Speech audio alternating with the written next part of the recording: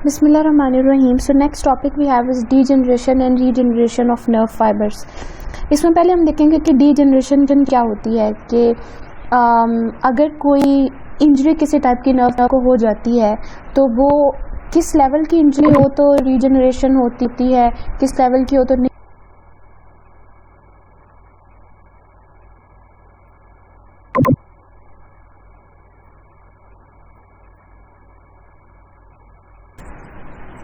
बिस्मिल्लाहिर्रहमानिर्रहीम। So next topic we have is degeneration and regeneration of nerve fibres.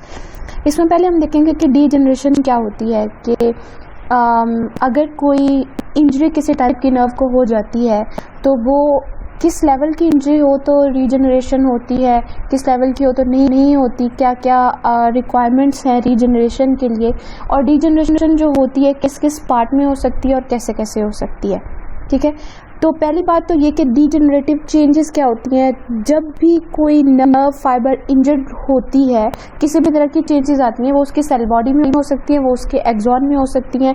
तो जो भी चेंजेस आएंगी हम उनको डीजनरेटिव चेंजेस कहते हैं। ठीक है, अब ये डीजनरेटिव चेंजेस क्यों आती हैं, काजेज ऑफ इंजरी क्या क्या हो सकती हैं। हो सकता है कि सिंपली ब्लड फ्लो की ऑब्स्ट्रक्शन हो गई और उसको ऑक्सीजन नहीं मिली, हाइपोक्सिया हो गया नर्व में, तो इस वजह से सेल डेथ हो गई। हो सकता है आप इंजेक्शन लगा रहे थे, इंट्रामस्कुलर इंजेक्शन लगा रहे थे, तो आपने रास्ते में किसी नर्व को हिट कर दिया है। ठीक है, तो हो सकता है कि आपकी जो ड्रग थी जो आपने दी है इंजेक्शन में, पेन किलर दे रहे थे व्हाटएवर, वो आपने इंजेक्ट कर दिया जहाँ पे नर्व थी, आपका मसल नहीं पहुँचा था। ठीक है, तो वहाँ पे क्या है, टॉक्सिसिटी हो सकती है उस ड्रग की वजह से। ठीक है, फिर क्या हो सकता है कि एक्सीडेंट हो सकता है, क्रश हो सकती है नर्व फाइबर। इसके अलावा क्या हो सकता है कि आप सर्जरी कर रहे हैं तो कट कर दिया nerve, transaction of nerve fibre हो सकती है, मतलब कट किसी भी वजह से लग सकता है। ठीक है, तो ये सारी काजेस की वजह से कोई इंजरी हो सकती है नर्व को, और उस इंजरी की वजह से जो चेंजेस आती हैं हम उनको डीजनरेटिव चेंजेस कहते हैं। अब पहले डिस्कस करेंगे कि डिग्री ऑफ इंजरी कितनी है। ठीक है, उस मतलब इंजरी की सिवेरिटी के बेस पे डिग्रीज बनाई हुई हैं, फर्स्ट, सेकंड, थर्ड, फोर्थ और फिफ्थ। ठीक है, ये कोई न्यूरोसाइंटिस्ट है संडरलैंड, उसने ये क्लासिफाई किया है और उसके डिग्रीज के स्पेसिफिक नेम रखे हुए हैं। फर्स्ट डिग्री इंजरी अगर होती है तो हमको सडन न्यूरोप्रैक्सिया बोलते हैं, और अगर सेकेंड डिग्री होती है तो हम उसको एक्सॉन्टमेसिस बोलते हैं। ठीक है, थर्ड डिग्री, फोर्थ डिग्री और फिफ्थ डिग्री को न्यूरोटमेसिस बोलते हैं। ठीक है, अच्छा, फर्स्ट डिग्री में क्या होता है जी, फर्स्ट डिग्री ऑफ इंजरी में बस थोड़ा सा प्रेशर पड़ा, एक्सॉन को कुछ नहीं हुआ, आपकी न्यूरिलैमा को कुछ नहीं हुआ, किसी लेयर को कुछ भी नहीं हुआ। ठीक है, फाइबर इंटैक्ट है, सिर्फ और सिर्फ आपकी जो कवरिंग थी माइलिनेशन थी, थोड़ी सी डीजनरेट हो गई है, तो उसमें रीजनरेशन फौरी स्टार्ट हो जाती है। और क्या करते हैं, फ्यू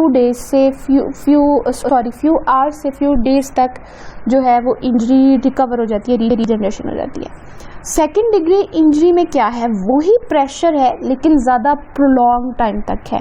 उसमें जो चेंजेस आती हैं उसको वैलेरियन डीजनरेशन कहते हैं। अब ये एक सेकेंड क्लासिफिकेशन है डीजनरेशन की टाइप पे। पहली जो क्लासिफिकेशन है डिग्रीज ऑफ इंजरी, ये लेवल ऑफ इंजरी कितना है, सिवियरिटी कितनी है, और जो ये जो है ना वैलेरियन डीजनरेशन, तो ये जो है ये अनदर क्लासिफिकेशन है। इसमें हम देखेंगे कि किस पार्ट की डीजनरेशन और कहाँ पे डीजनरेशन हुई हुई है। सेकेंड डिग्री में बेसिकली वैलेरियन डीजनरेशन होती है, वो भी मैं बात करूंगी कि वो क्या होती है। इसमें क्या होता है कि एंडोन्यूरियम जो है वो इंटैक्ट रहती है, एक्सॉन थोड़ा सा डैमेज होता है, एंडोन्यूरियम वहीं की वहीं रहती है। ठीक है, और उसकी न्यूरिलैमा भी वहीं रहती है। ठीक, बाकी सारी जो है वो वैसे की वैसे रहती हैं, लेकिन इसके रिस्टोरेशन ऑफ फंक्शन में अबाउट 18 मंथ्स लग जाते हैं। ठीक है, तो फिर जाके आपका जो नॉर्मल फंक्शन है वो रिटर्न होता है। थर्ड डिग्री में क्या होता है कि आपकी एंडोन्यूरिन डैमेज हो जाती है, ये याद रखें, लेकिन आपकी जो दोनों दूसरी लेयर्स थी, एपिन्यूरियम और पेरिन्यूरियम, वो दोनों इंटैक्ट रहती हैं।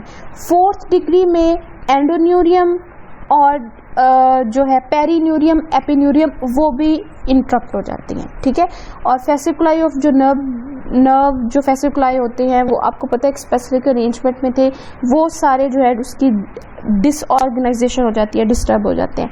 तो इस केस में regeneration is very poor. First और सेकंड में रिस्टोरेशन हो जाती है, थर्ड में भी to some some extent complete regeneration नहीं होती, लेकिन टू सम एक्सटेंट तो 80% फंक्शन जो है वो रिटर्न हो जाता है। 4th डिग्री में इनकम्प्लीट रीजनरेशन, वेरी पुअर, और 5th में तो होती ही नहीं है, यूँ समझे कि इट्स टोटली डेड, आपकी सारी लेयर्स जो है वो डीजनरेट हो जाती है। ठीक है, तो this was the degree of degeneration. First में क्या हुआ था, सिर्फ और सिर्फ माइलिन शीथ डिस्टर्ब हुई थी। दूसरी में क्या हुआ था, एक्सॉन डैमेज होता है, लेकिन आपकी एंडोन्यूरियम, आपकी पेरिन्यूरियम, सब कुछ जो है वो इंटैक्ट रहते हैं और 18 मंथ्स में रिकवर कर जाता है। 3rd डिग्री में एंडोन्यूरियम डैमेज हुई है, 4th में एपिन्यूरियम, एंडोन्यूरियम, पेरिन्यूरियम सारी की सारी डैमेज हुई है, और 5th में सब कुछ डैमेज हो गया। क्लियर। अब आ जाते हैं हम डीजनरेटिव चेंजेस क्या क्या होती हैं। वेलेरियन डीजनरेशन, रेट्रोग्रेड डीजनरेशन और ट्रांसन्यूरल रीजनरेशन। अब जो वेलेरियन डीजनरेशन है, बेसिकली ये आपके पास अगर एक न्यूरॉन है हेयर, ठीक है, इसको हम एक्सॉन सिलेंड्रिकल एक्सिस बोलते हैं। आई एम सॉरी, ये मेरा पेन जो है this does not work so well. ठीक है, ये जो हमारा एक्सॉन है, इसका ये वाला जो पार्ट है इसको हम सेंट्रल एक्सिस बोलते हैं। ठीक है, ये बुक में ये वाली टर्म यूज हुई भी होगी। तो जो वेलेरियन डिग्रेडेशन है उसमें क्या होता है कि जो चेंजेस हैं वो ज़्यादातर डीजनरेशन जो है वो ज़्यादातर ये जो डिस्टल पार्ट है यहाँ पे होती है। ठीक है, ये जो फर्स्ट टाइप ऑफ डीजनरेशन है। जो सेकंड टाइप ऑफ डीजनरेशन है जिसको हम रेट्रोग्रेड डीजनरेशन कहते हैं, वो प्रॉक्सिमल पार्ट में होती है, सेल बॉडी और प्रॉक्सिमल पार्ट में, और प्रॉक्सिमल पार्ट में भी फर्स्ट नोड ऑफ रेनवेयर तक। ठीक है, वो फर्स्ट नोड ऑफ रेनवेयर और सेल बॉडी में होती है, जो कि रेट्रोग्रेड है। ठीक है, और ये जो हम बात करें, हम ये वेलेरियन डिग्रेडेशन की बात कर रहे हैं, और ये जो है ये जो distal part of this axon है इसमें होती है। ठीक है, अब होता क्या है कि जब हम सेकंड डिग्री डिजनरेशन पढ़े थे तो हमने कहा था कि वेलेरियन डिग्रेडेशन उसमें होती है, और उसमें मैंने आपको बताया था कि एक्सॉन जो है उसमें डिजनरेशन होती है, लेकिन जो इसकी कवरिंग थी न्यूरिलेमा वो इंटैक्ट रहती है, एंडोन्यूरियम भी इंटैक्ट रहती है, पेरिन्यूरियम सारी की सारी जो है इंटैक्ट रहती है, सिर्फ और सिर्फ एक्सॉन पार्ट में यहाँ पे डीजनरेशन होती है। अब होता क्या है, पहले क्या होता है कि ये जो यहाँ पे माइलिन शीट थी वो डिस्टर्ब होना शुरू हो जाती है, और वो क्या करते हैं कि छोटे छोटे फैट ड्रॉपलेट्स की फॉर्म में यहाँ पे बनाना शुरू हो जाते हैं। ठीक है, इस तरह से, इस तरह। ठीक है, तो ये क्या करता है, तो फैट ड्रॉपलेट्स की फॉर्म में शुरू हो जाते हैं, और ये साइडों पे नहीं, जहाँ पे इसका एक्सिस सिलेंडर पड़ा हुआ है, ठीक है, एक्सिस सिलेंडर मतलब एक्सॉन, तो ये यहाँ पे ही शो होते हैं। ठीक है, तो क्या आपके जो सेल डेब्रिस क्लियर करने के लिए microglial cell central nervous system में थे, इसी तरह पेरिफेरल नर्वस सिस्टम में क्या होता है हमारे पास श्वान सेल क्या करते हैं, इसको क्लियर करना शुरू कर देते हैं। ये जो फैट ड्रॉपलेट्स बने थे और ये सारी स्ट्रक्चर थी, इसको क्लियर करना शुरू कर देंगे। उसको क्लियर करने के बाद 8 से 35 दिन तक फिर यहाँ पे न्यू माइलिन शीट बना देते हैं, और ये जो है ये रिकवरी हो जाती है ऑलमोस्ट अप टू 80%। ठीक है, this is Valerian degradation. Retrograde degeneration में मैंने बोला था कि हमारे पास जो सेल बॉडी है और proximal part of the axon है, यहाँ पे डीजनरेशन होती है। अब ज़रा रिकॉल करें कि सेल बॉडी में हमारे पास क्या क्या था, न्यूक्लियस था, निसल ग्रैन्यूल्स थे, निसल बॉडीज़ थी। ठीक है, उसके अलावा हमारे पास गोल्जी अपरेटस था और माइक्रोट्यूब्यूल फिलामेंट थे। तो जब यहाँ पे डीजनरेशन होती है तो ये क्या करते हैं कि ये सारे के सारे जो है ये डिसअपेयर होना शुरू हो जाते हैं, और अगर इंजरी काफ़ी सीवियर है तो फिर न्यूक्लियस भी जो है वो इस सेल बॉडी से बाहर निकल जाता है। और अगर आपका न्यूक्लियस एक्सट्रूड हो गया, वो निकल गया, तो फिर इस न्यूरॉन में रीजनरेशन बिल्कुल भी पॉसिबल नहीं होती, क्योंकि nucleus is the high command जिसने कि प्रोटीन की सिंथेसिस करानी थी, जो चीज़ें वट एवर वॉज डैमेज। ठीक है, तो वो नहीं है तो रीजनरेशन नहीं हो सकती। ये सेल बॉडी में चेंजेस थी, और जो हमारे proximal part of the axon है इसमें भी वही चेंजेस आएंगी, सिमिलर टू जो कि वेलेरियन डिग्रेडेशन में हुआ था। क्या हुआ था कि ये छोटे छोटे पीसेस में और फैट ड्रॉपलेट्स में कन्वर्ट हो गया था, जिसको बाद में क्या था डेब्रिस को क्लियर कर दिया गया था। तीसरी टाइप की जो डीजनरेशन है उसको हम ट्रांसन्यूरल डीजनरेशन कहते हैं। अब ये ट्रांसन्यूरल डीजनरेशन क्या है? This is kind of interesting कि एक नर्व में इंजरी हुई है, लेकिन जो डीजनरेटिव चेंजेस आती हैं वो उससे एडजेसेंट नर्व में आती हैं। यानी एक एफरेंट नर्व है, उसमें एक कोई भी मतलब एक न्यूरॉन है जिसमें कि डीजनरेशन हुई है, जिसमें इंजरी हुई है, तो वो न्यूरॉन जिस अगले न्यूरॉन के साथ साइनेप्स बना रहा था उस अगले वाले में डीजनरेटिव चेंजेस आती हैं। इसको हम ट्रांसन्यूरोनल डीजनरेशन बोलते हैं। मसलन कि ऑप्टिक नर्व में इंजरी हुई है तो lateral geniculate body of the eye जो है उसमें चेंजेस आना शुरू हो जाती हैं। ठीक है, एक लेटरल हॉर्न में चेंजेस आ जाती हैं जबकि इंजरी जो है वो कहीं हुई होती है। ठीक है, तो इसको हम ट्रांसन्यूरोनल डीजनरेशन कहते हैं। तो अभी हमारे पास तीन तरह की थी, वेलेरियन थी, रेट्रोग्रेड थी और ट्रांसन्यूरल थी। वेलेरियन जो थी वो distal part of the axon में होती है, रेट्रोग्रेड जो थी वो सेल बॉडी और proximal part of the neuron में एक्सॉन में होती है, और ट्रांसन्यूरल जो होती है जिसमें इंजरी हुई होती है उसे अगली में होती है। अब ये सारी बातें थी डीजनरेशन की। पहले हमने डिग्रीज की बात की है, फिर उसके बाद हमने टाइप्स ऑफ डीजनरेशन की बात की है। अब हम बात करते हैं regeneration of the nerve fibre की। Regeneration means regrowth of the lost और destroyed part of the tissue. इसमें क्या होता है, nerve fibre can be regenerated. It starts as early as 4th day of the injury but becomes more effective after 30 day और complete हो जाती है 80th day में जितनी भी होनी होती है। अब हर एक डीजनरेशन जो है वो रीजनरेशन में कन्वर्ट नहीं हो सकती। उसके लिए हमारे पास कुछ शर्तें हैं कि अगर ऐसा ऐसा हो तो फिर जो है वो रीजनरेशन हो सकती है। अब यू सी अगर तो दो एंड्स जो कट हुए हैं उनमें डिस्टेंस 3 मिलीमीटर से ज़्यादा नहीं होना चाहिए। पहली बात, अगर ज़्यादा है तो रीजनरेशन नहीं होगी। Neurilemma should be present. As neurilemma is absent in the central nervous system, तो रीजनरेशन सेंट्रल नर्वस सिस्टम में बिल्कुल नहीं होती, पेरिफेरल नर्वस सिस्टम में होती है। अब हमने ये पढ़ा था कि 2nd डिग्री तक हमारे पास न्यूरिलेमा इंटैक्ट थी एंड एंडोन्यूरियम भी इंटैक्ट थी, जबकि 3rd, 4th, 5th degree degeneration में हमारे पास ये डीजनरेट होना शुरू हो गई थी, तो वहाँ पर जो रीजनरेशन है वो पॉसिबल नहीं होती। एक और बात जो हमने पहले की है, न्यूक्लियस मस्ट बी इंटैक्ट। अगर न्यूक्लियस इंटैक्ट नहीं है, इट्स एक्सट्रूडेड, जैसा कि उसमें हमारे पास हुआ था 2nd type of retrograde degeneration में। अगर न्यूक्लियस एक्सट्रूड हो गया है तो उसमें क्या हुआ, एट्रोफाइड हो गया है, तो रीजनरेशन इसमें पॉसिबल नहीं है। अब फिर अगर कट हुआ है, ये बहुत आम सी बात है कि जैसे कि अगर एक हड्डी टूट जाती है तो अगर वो दोनों आमने सामने होंगे, एग्जैक्ट पोजीशन पे होंगे जिसमें प्लास्टर किया जाता है, तो उसमें यही होता है कि अगर इनलाइंड हो तो फिर रीजनरेशन हो सकती है, अगर एक दूसरे से आगे पीछे हो गए तो फिर रीजनरेशन पॉसिबल नहीं है। अब हमारे पास है स्टेजेस ऑफ रीजनरेशन। पहले तो सूडोपोडिया लाइक एक्सटेंशंस बनना शुरू होती हैं। Let me take you to the slides. I had inserted a picture here.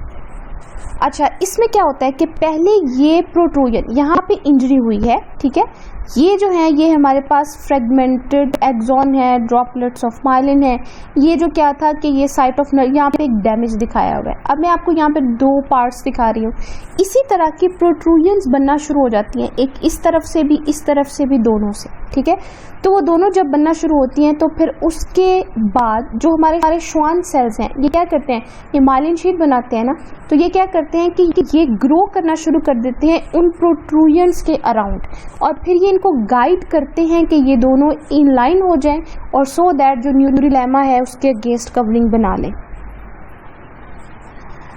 What it says, fibrils move toward the distal cut of the nerve fiber और some of the fibrils enter the neurilemmal tube. जो मतलब एक side के fibres जो हैं वो दूसरे side की न्यूरिलेमल ट्यूब में एंटर हो जाते हैं। इट्स जस्ट लाइक आप एक हाथ के फिंगर्स दूसरे हाथ के फिंगर्स में फंसा दें, just like that. Schwann cell line up कर देते हैं न्यूरिलेमल ट्यूब में इन सेल्स को, वो जो प्रोट्रूजन छोटे छोटे फाइबर्स से निकले हुए होते हैं। They guide fibres into the tube. They also synthesise nerve growth factor, जैसे कि हमने न्यूरोट्रोफिन्स की बात की थी, उसमें हमने यही कहा था कि अगर कोई इंजरी हो जाती है तो ये रीजनरेशन में अपना रोल प्ले करते हैं। अब क्या होता है, एक्सिस लेंसर एक्सॉन को बोल रहा है। Axis cylinder is fully establish inside the neurilemmal tube और ये कंप्लीट हो जाता है 3 months ऑफ इंजरी के बाद। अब क्या होता है, माइलिन शीट फॉर्म हो जाती है और it is completed in 1 year। Diameter जो होता है वो कभी भी फुल्ली जो है वो उतना नहीं होता जितना कि पहले एक हेल्दी नर्व का था। डीजनरेशन के बाद मैक्सिमम भी हो तो 80% तक हो सकता है। In the nerve cell body first of the Nissl granules appear followed by the Golgi apparatus, ठीक है, और cell loses excess fluid, nucleus occupies the central portion. Though anatomical regeneration occurs in the nerve, functional recovery occurs after a long period. ये जो हम बातें कर रहे हैं कि ये प्रोट्रूजन्स निकलती हैं, शॉन सेल्स माइलिनेशन बना देते हैं, ये सारी एनाटॉमिकल चेंजेस हैं, लेकिन जो उसका फंक्शन था कि उसने एक नर्व जो थी वो एक्साइट होकर उसने इलेक्ट्रिक पोटेंशियल पास करना था, निसल बॉडीज़ ने जो न्यूरोट्रांसमीटर्स बनाने थे वो काफ़ी देर बाद जो है वो after a long period of time recover करता है। क्लियर? तो इसमें हमने बात की कि किसी भी तरह की इंजरी हो सकती है, केमिकल, टॉक्सिक, प्रेशर, एक्सीडेंटल, कुछ भी इंजरी की वजह से डीजनरेटिव चेंजेस आ जाती हैं। संडरलैंड एक न्यूरोसाइंटिस्ट है जिसने ये डिफाइन किया, इसको कैटेगराइज किया। डिग्रीज कौन कौन सी होती हैं, फर्स्ट, सेकंड, थर्ड, फोर्थ और फिफ्थ। फर्स्ट में थोड़ा सा प्रेशर अप्लाई हुआ था, माइलिन शीट वो डिजनरेट हुई थी और उससे क्या हुआ था कि फ्यू आवर्स से फ्यू डेज तक फंक्शन जो था वो नॉर्मल हो गया। सेकंड डिग्री में क्या हुआ, वेलेरियन डिग्रेडेशन, हमें पता है कि जो डिस्टल पार्ट है उसमें डिजनरेशन होती है एक्सॉन की, लेकिन न्यूरोलेमा इंटैक्ट रहती है। न्यूरोलेमा इंटैक्ट है, दिस मीन्स कि जो डिग्रेडेशन हुई थी वो रिवर्स हो जाएगी, रीजनरेशन हो जाएगी। इट टेक्स ऑलमोस्ट 18 मंथ और इसको हम एक्सॉन्टोमेसिस बोलते हैं। देन थर्ड डिग्री में क्या हुआ था, एंडोन्यूरियम इज इंटरप्टेड, लेकिन पेरिन्यूरियम और एपिन्यूरियम जो है वो इंटैक्ट रहती हैं, न्यूरोटमोसिस बोलते हैं उसको। फोर्थ और फिफ्थ में फिर इसमें एंडोन्यूरियम थर्ड में हुई थी, फोर्थ में एपिन्यूरियम और पेरिन्यूरियम में, और फिफ्थ में तो बिल्कुल कंप्लीट ट्रांजैक्शन हो गई थी। फिर हमने डिजनरेटिव चेंजेस की बात की थी। वेलेरियन डिग्रेडेशन में जो हमारे पास डिस्टल पार्ट है ये वाला, यहाँ पे डिजनरेशन हुई थी और फैट ड्रॉपलेट्स बन गए थे जो बाद में फेगोसाइटोस्ट हो गए थे और दोबारा से फिर इस पे रीजनरेशन हो गई। सेकेंड टाइप रेट्रोग्रेड डिजनरेशन की थी जिसमें हमारे पास क्या हुआ था कि सेल बॉडी और जो फर्स्ट नोड ऑफ फ्रेनविर है यहाँ तक डिजनरेशन हुई थी। निसल ग्रैन्यूल्स जो थे वो गायब हो गए थे, गोल्जी ऑपरेटस भी गायब हो गया था, माइक्रोफिलामेंट्स भी गायब हो गए थे, सब कुछ गायब हो गया था। फिर क्या था कि आहिस्ता आहिस्ता से अगर न्यूक्लियस इनसाइड द सेल ही रहा था तो फिर रीजनरेशन हो जाती है। ट्रांसमीटर में हमने पढ़ा कि डिजनरेशन एक में हो रही होती है, इंजरी एक में होती है, डिजनरेशन दूसरे में होती है, ठीक है। फिर हमने क्राइटेरिया पढ़ा था कि क्या क्या हो सकता है। 3 मिलीमीटर से डिस्टेंस ज़्यादा नहीं होना चाहिए, न्यूक्लियस इनसाइड द सेल ही होना चाहिए और दोनों कट्स जो है वो इनलाइन होने चाहिए और न्यूरोलेमा भी होनी चाहिए, तो रीजनरेशन होगी।